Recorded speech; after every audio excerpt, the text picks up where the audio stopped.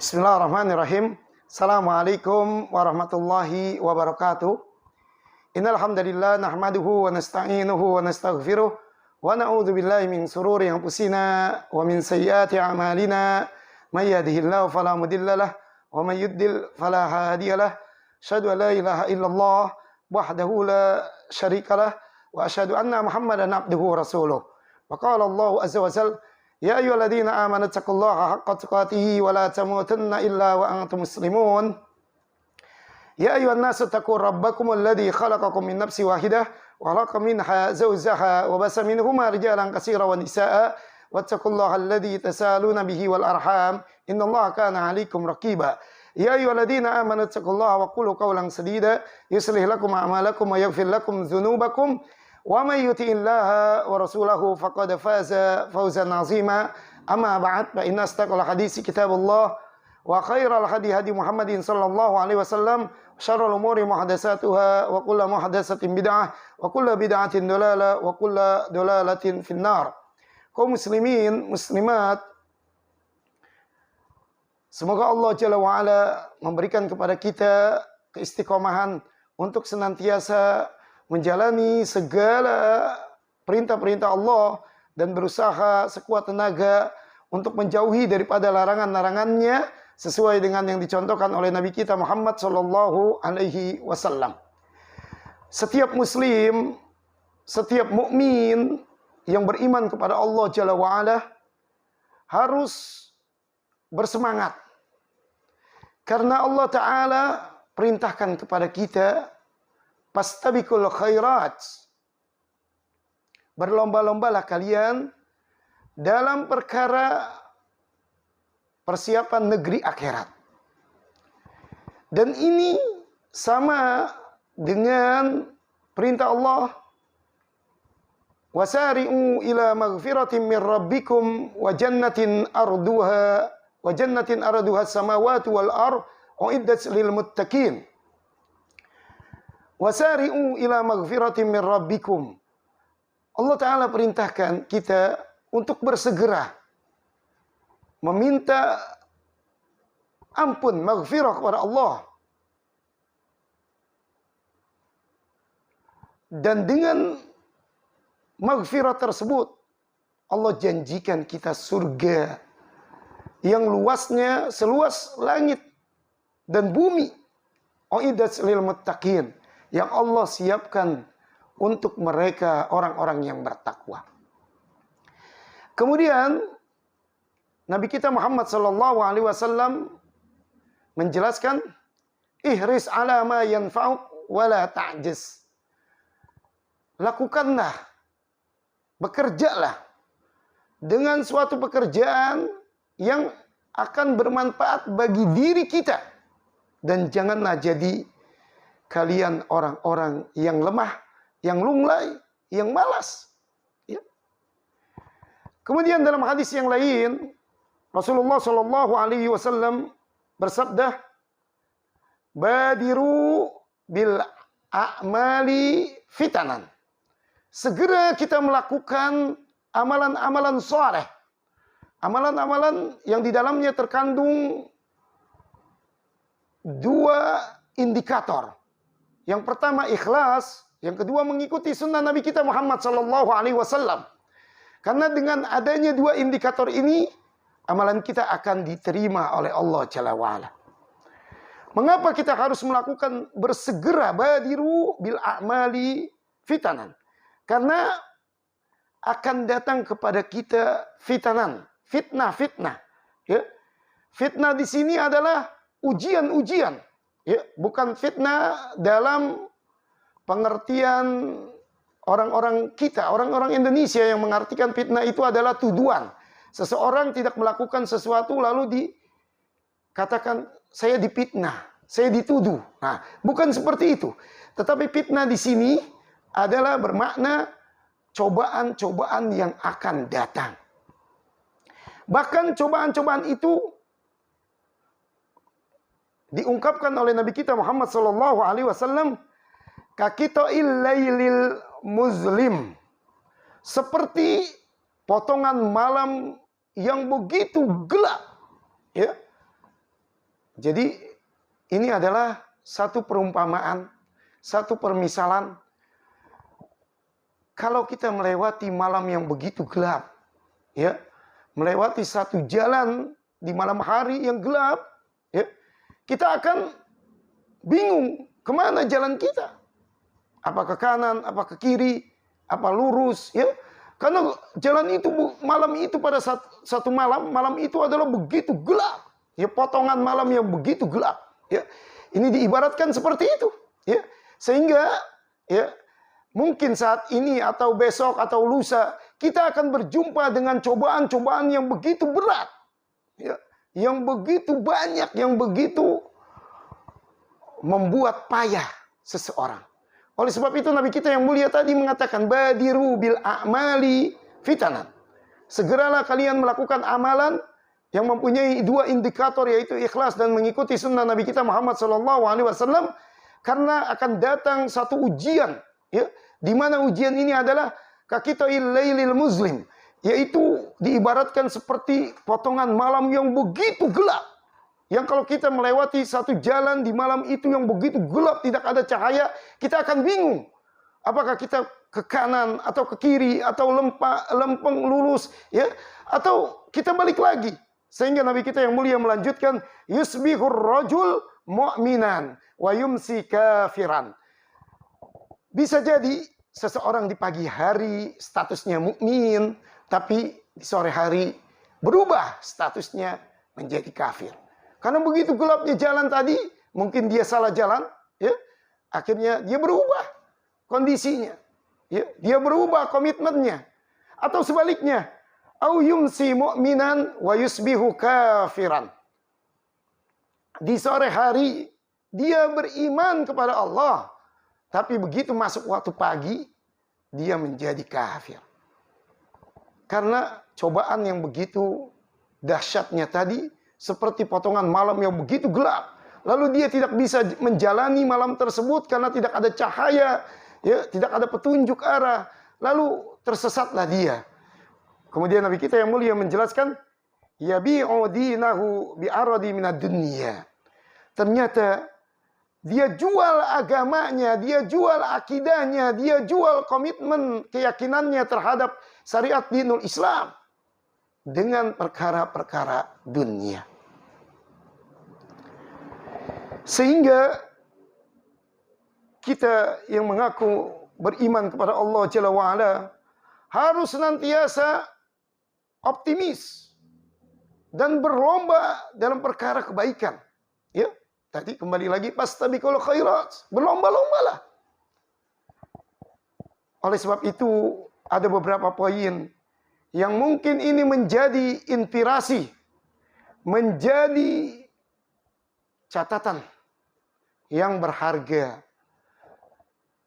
khususnya bagi mereka-mereka yang mungkin sudah hampir berputus asa di dalam menjalani cobaan-cobaan, yang mungkin cobaan itu bertubi-tubi atau mungkin dianggapnya begitu berat. Ya.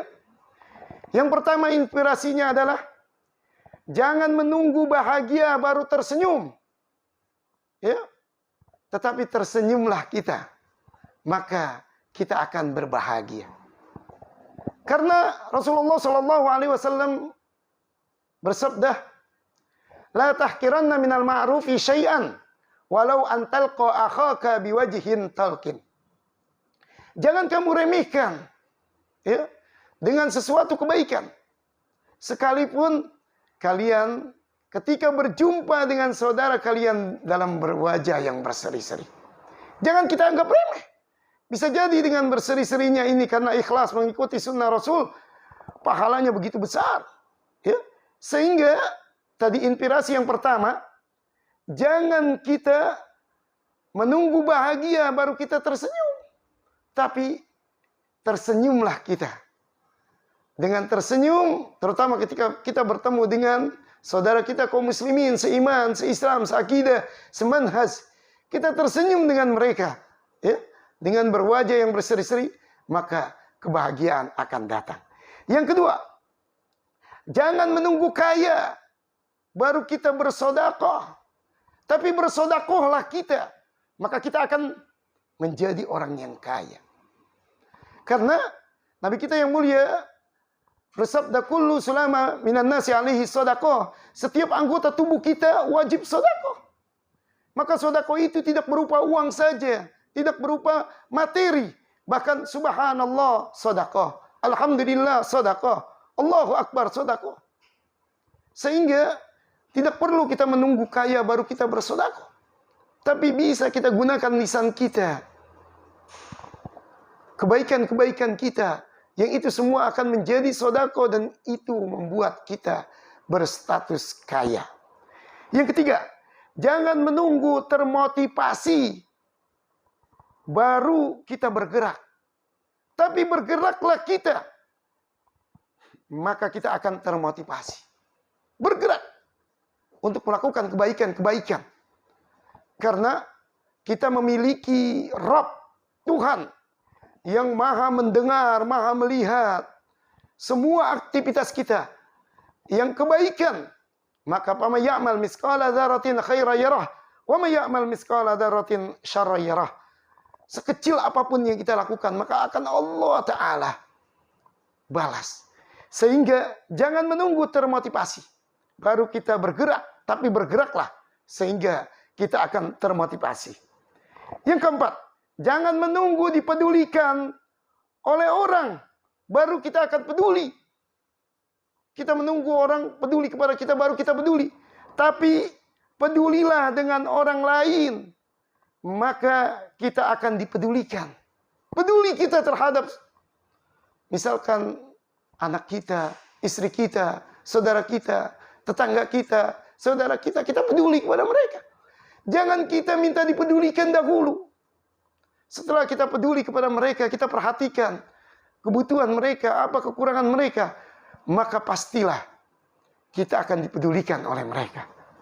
Yang kelima, jangan menunggu orang lain memahami diri kita, baru kita akan memahami dirinya. Tapi pahamilah orang itu, maka orang itu akan memahami kita. Jangan dia tidak paham sama saya, sehingga dia begini-begini. Jangan.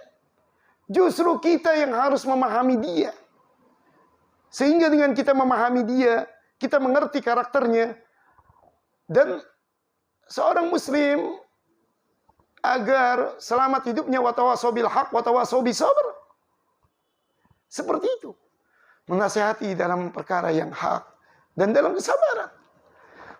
Jangan orang lain yang diminta untuk memahami dirinya, sedangkan dirinya tidak pernah mau memahami orang lain. Yang keenam, jangan menunggu terinspirasi baru menulis, tetapi menulislah, maka kita akan terinspirasi. Sesuatu yang bermanfaat yang kita dapatkan dari guru-guru kita, tulis, catat. Itu adalah ilmu yang bermanfaat. Dan ini adalah bagian daripada metode menuntut ilmu.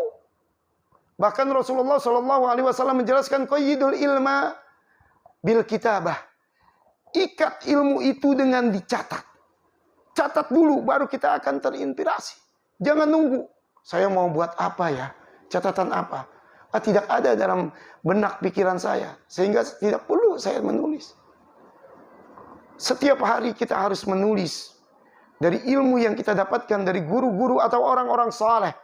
Apalagi di zaman sekarang. Zaman yang begitu Allah berikan kemudahan. Ketika kita dapatkan dari seorang yang saleh, yang tawadu, yang waro, dan kita tahu keilmuannya, dan dia tidak tercacati oleh subhat-subhat, maka catat ilmu tersebut. Beli buku, catat. Dengan kita mencatat, maka akan terinspirasi. Kita akan menulis suatu apa? Perkara apa? Yang ini insya Allah akan bermanfaat. Minimal untuk diri kita. Lalu keluarga kita. Dan umumnya untuk kaum muslimin. Yang ketujuh, jangan menanti ada order baru bekerja. Tapi bekerjalah. maka order akan menanti Anda. Ya. Harus bekerja kaum muslimin. Harus aktif. Yang kedelapan, jangan menunggu dicintai, baru belajar mencintai karena Allah. Tetapi belajarlah mencintai seorang muslim karena Allah. Ya. Saya mencintai dia karena Allah, karena dia adalah rajin beribadah dan seterusnya. Dengan kita belajar mencintai, maka kita akan dicintai oleh kaum muslimin yang lainnya. Kemudian yang 9, jangan menunggu rizki baru bertakwa. Ya. Tetapi bertakwalah, maka rizki akan menunggu Anda dari jalan yang tidak disangka-sangka. Ya. Jangan menunggu rizki. Saya belum dapat rizki, maka saya belum bertakwa kepada Allah. Kalau Allah berikan saya jadi ini, jadi itu, penghasilan segini, segitu, baru saya akan rajin ke masjid. Jangan. Bertakwalah. Janji Allah yakini, wa may yattaqillaha yaj'al lahu makhraja wa yarzuquhu min haitsu la yahtasib. Barang siapa yang bertakwa kepada Allah, maka Allah berikan dia solusi jalan keluar dari kehidupan ini, dari masalah-masalah kehidupan ini, dan Allah berikan dia rizki dari jalan yang tidak diduga-duga. Yang ke-10, jangan menunggu ada contoh baru bergerak mengikuti. Ya? Baru bergerak mengikuti ketika ada contoh. Tetapi bergeraklah kita. Maka kita akan menjadi contoh yang akan diikuti dalam kebaikan. Ya. Kita bergerak ya, dengan ilmu, maka kita akan menjadi panutan dari apa yang kita lakukan di atas ilmu, mengikuti sunnah Rasulullah SAW. Yang ke-11, jangan menunggu sukses baru bersyukur, tapi bersyukurlah kita, maka kita akan ditambah kesuksesan kita. Ya. Ini janji Allah. Ya. Ketika Allah berikan kita begitu banyak nikmat dan kita syukuri nikmat tersebut, maka Allah akan tambah dengan nikmat-nikmat yang lainnya. Tetapi sebaliknya, jika kufur terhadap nikmat yang Allah Ta'ala berikan kepada kita, maka azab Allah adalah begitu pedih. Yang ke-12, jangan menunggu bisa baru melakukannya. Saya belum bisa baca Al-Quran, jadi saya tidak mau baca Al-Quran. Saya belum bisa sholat, jadi saya tidak mau sholat. Saya belum bisa menahan lapar, sehingga saya tidak saum. Jangan. Latih. Saya belum bisa baca Al-Quran. Ya. Tapi lakukan. Saya akan mengenal huruf alif, ba, ta, sa, sampai ya. Karena bacaan Al-Quran itu rangkaian dari huruf alif sampai ya. Kenali 28 huruf atau 29 huruf tersebut, belajar. Ya. Sehingga dengan belajar tersebut, kita akan bisa. Karena kalau menunggu bisa sampai kapan? Ya. Sudah umur 80 tahun, saya belum bisa baca Al-Quran. Saya malu. Terakhir, malaikat maut datang kepadanya. Jangan. Ya. Jangan menunggu, belum bisa, tapi lakukan. Dengan kita lakukan, maka kita akan bisa. Kita akan bisa membaca Al-Quran. Kita akan bisa sholat. Kita akan bisa saum. Dengan kita melakukannya. Bukan menunggu, bisa. Yang terakhir mungkin yang ke-13. Jangan menunggu waktu luang untuk belajar. Saya tidak ada waktu luang untuk belajar. Karena waktu saya dihabiskan untuk di kantor. Untuk bekerja. Untuk berdagang, untuk bermuamalah, untuk ini, untuk bisnis, untuk ini. Sehingga tidak ada waktu luang untuk belajar. Tapi justru kita luangkan waktu untuk belajar. Ya. Sehingga kita akan menjadi orang yang berilmu. Luangkan waktu. Jangan bilang kita tidak ada waktu. Tapi luangkan waktu. Minimal 1 hari 1 jam. 1 jam kita alokasikan untuk memahami syariat dinul Islam. Sehingga kita paham mana yang Allah Ta'ala perintahkan dan mana yang dilarangnya. Mudah-mudahan 13 poin ini menjadi inspirasi dari perintah Allah, fastabiqul khairat, berlomba-lombalah kita untuk menggapai kebahagiaan negeri akhirat. Kita tutup dengan doa kafaratul majlis. Subhanakallahumma bihamdika, asyhadu an la ilaha illa anta, astaghfiruka wa atubu ilaik. Assalamualaikum warahmatullahi wabarakatuh.